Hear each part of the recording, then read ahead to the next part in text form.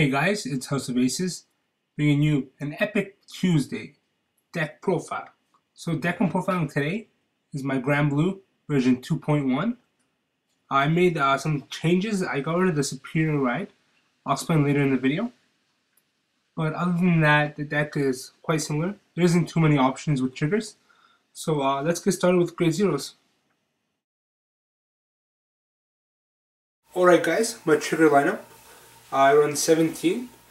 In set 2, there isn't much of an option on your triggers, but set 6 will change it all because you're going to get 4 more triggers, so there'll be 8 possible combinations.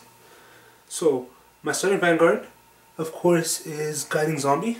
He is the only option.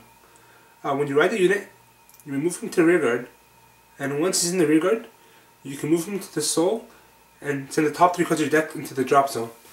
Now, this whole deck revolves around the drop zone, so that's a pretty good effect. And then I run 4 heal, 4 stand, and 8 crit. So for heal triggers I run Rick the Ghosty, and for stand triggers I run Skeleton Lookout, and then for criticals, Night Spirit, and Rough Sea Banshee. Now Rough Sea Banshee is a unique trigger because she has an effect. Once in rear guard position, you can move her to the soul and draw 1 card. So, you know, it's not bad. If you have a spare one in your hand and you have a really bad hand, you can swap her for another card. Or if you miss a ride, or you're missing a ride. So those are the only options available right now. So let's go into the grade 1s.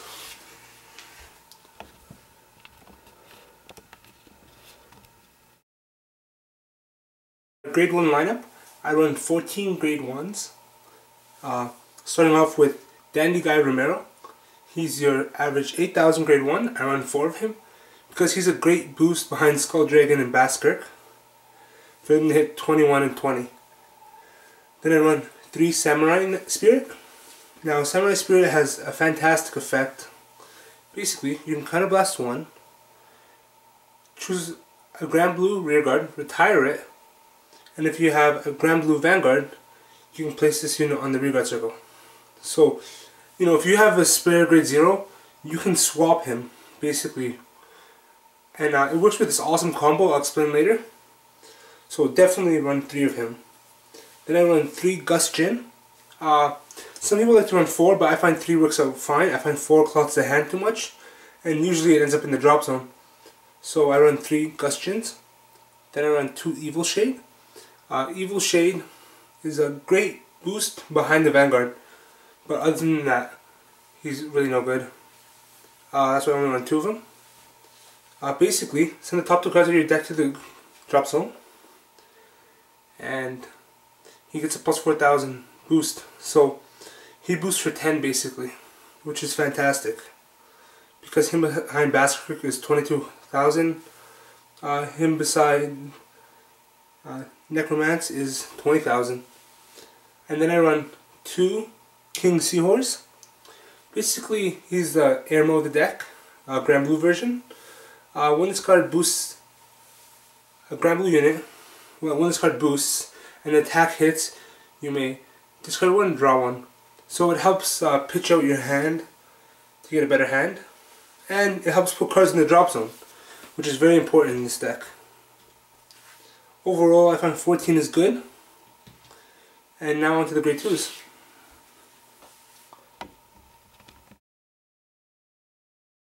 My grade 2 lineup is 11. I run 4 Captain Nightmists. His skill is, if there's another Captain Nightmist in the drop zone, he gets plus 3,000. And while he's in the drop zone, you can counter blast 1, retire a grade 1 or greater rear guard, and place him on the rear guard circle. So he works fantastic with one of my combos, I'll explain later. Then I run 3 Ruin Shade. Ruin Shade's effect is, you can send the top 2 cards from your deck to the drop zone, and he gets plus 2,000 to hit for 11k. I might take out 1 of him and replace it with the Commodore Blue Blood, because I feel that you can deck out with his effect. Because you consistently mill in this deck. Then I run 2 Commodore Blue Blood. He's your 10,000 grade 2, pretty standard. And I run 2 Skeleton Swordsman, your Special Interceptor. That's it for my grade 2 lineup.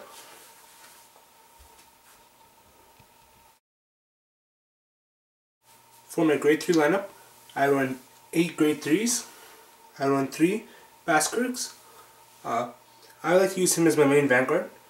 When he's on the Vanguard circle, you may Soul Charge 1, he gets plus 2000. And he has a Soul Blast ability, but this isn't a Soul Charge deck, so you're probably never ever going to get it off. Then I run 3 Skull Dragon. He gets plus 3000 when he attacks, but then he's retired at the end of the turn. And while in the graveyard, you can Counterblast 1, retire grade 2 or higher rearguard, and summon him to the rearguard circle. So it works out well with my combo. I'll explain in a bit. And I've said that every time, but I think you guys can catch the hang of it. And then I run 2 Witch Doctor. Basically, when he's placed on the Vanguard or rearguard circle, Counterblast 2, and you can summon a unit from your drop zone. So his skill is pretty good, but you know, his Counterblast is 2. So I only use it if it's an emergency. And that runs up my grade 3 lineup. Now next to combos.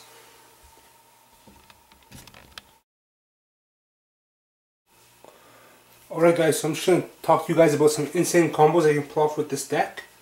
One combo I actually pulled off, like legit, against an opponent was, you know, you look at my field, I have 1 card in my hand, and you know, my field was basically empty. So I drew into a Samurai Spirit, and I'm thinking, wow, how can I change this? Well, this was awesome with the deck. So I summoned Samurai Spirit and Samurai Knight, and you're thinking, ooh, I can't really do much damage with them. Well, I Counterblast 1, retire Samurai Knight, swap it with Samurai Spirit, then I Counterblast another one, swap Samurai Spirit with Captain Night Mist, then I swap another one, retire Captain Night Mist, swap it with Skull Dragon, right? Then I do the same repeat. I retire him, swap it with Captain Night Mist, Counterblast another one, so you only need 5 open Counterblasts, but it did work out. I dropped Captain Night Mist, I swapped it for Skull Dragon, and then I went in for the kill. You know, 21, and then with the Soul Charge hit for 22, and then 21, and the one thing was he blocked, and I pulled the stand trigger, and I got to hit him for another 18 to win the game. So that's the one thing with this deck is, it's never really over. So I like to build up my slot zone, my damage zone actually, and then late game I can push with some insane combos. Like, you know, you can go from a grade 0 to a grade 3 with just 3 counterblasts. So that is why I love this deck. You know, it does take a little bit of skill to learn it, but once you do, you're never over. You know, you can always find a way. There's so many options to go, and that is just one of the routes. You know, I could have just left him for Captain Night Mist actually, if I didn't have any more counterblast space. So that is Beyond the Grave style play. Why didn't this card see play segment? Spirit Exceed didn't see any play in this deck because I felt him to be too much of a minus.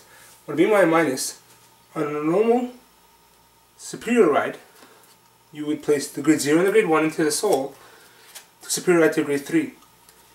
And he would be a -1. What I mean by -1 is you give up 2 cards to gain 1 card on the drive check. But it does give you field advantage. Now with Spirit Exceed, I found I have to give up a lot more cards. And what I mean by that is, he has to be in the drop zone for his Superior Ride to work. So I started to side deck in 2 Champion of the Ghosts. So that's a -2 on top of my deck. Then I might have to use Guiding Zombies effect as well if I don't hit Champion of the Ghost in my hand. And he might not even get Spirit Exceed. And if Spirit Exceed is on the drop zone, he becomes a bigger minus. And you have to run 4 of him. So if you get him stuck in your hand, you might be stuck with him and you can't Superior Ride. So he's a grade 3 10,000 that virtually does nothing to your deck. And he takes up a critical and a very important grade 1. What I mean by very important grade 1 is, you don't want him to be in your soul. You don't want to ride with him. You want him to be in your drop zone so you can continuously swap him out. So that is why I do not run any Spirit Exceed in this deck, and I wouldn't recommend it for anyone. Because he becomes a -4, I think, instead of the average -1. That's my explanation, guys.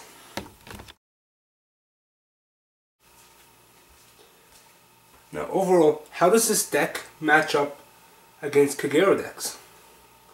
or Royal Paladin decks, or Oracle Think Tank and Spec Brothers. Well, I find this against Royal Paladin decks, whoever can set up first will probably win. What I mean by set up is set up your drop zone. If your drop zone is not set up and they set up their field with the Alfred and Soul Saver swing, they're probably going to win. But this deck, if you get your setup in, you can easily smash through Royal Paladins. And the same with Oracle Think Tank. Is if they get their CEO set up with their Silent Toms, they're going to take off your rear guards. But I find it gives you a plus because Skull Dragon returns to the drop zone, so the Silent Tom's effect isn't as good because you can't pick off your rear guards, allowing you to intercept, right? So I find that Silent Tom's stuck with attacking your Vanguard, which is pretty good because Silent Tom is probably best at picking off opponent's rear guards, but you're not going to have any available, and then you can overpower them. Now, some problems this deck runs into is Kageros with their 11k Vanguard, because most of the attacks are going to hit for around 20. You know, so with the 21k Vanguard, you don't hit the magic number. You don't hit for 16, you hit for 15. And stuff like that. So that's why I would say Kageros pick them off. And Kageros, the Goku Rush version, retires your rear guards. So they're going to smash your back row. And it's going to be hard for you to keep on trying to regain them, because it's going to cost too much counter blast and too much fields from your hand. Now against Spec Brothers, basically again, whoever sets up first, because Spec Brothers return cards back in the deck, attack multiple times. With the Skull Dragons, you know, this deck can attack for power, so it can really damage them, because their guard is not as great. So I would say this deck, you know, is, the thing about Vanguard is I feel there's no tier 0. Any deck can lose at any moment, and whoever sets up best will win. And crucial guards in the game. So people can say Royal Paladin and Kagero are tier 1, but I've smashed with them multiple times in many different decks. So I would definitely check out Granblue if you're looking for a graveyard zombie themed deck. You know, it's Return from the Grave, I would say. So my overall review of the deck is, the key is to get key cards in your drop zone. If you do achieve that, this deck can be a tier 1 deck. And with set 6 looming, a whole new set of crits, and 30 new cards in total, Granblue will surely be a top tier deck. House of Aces guys, signing off.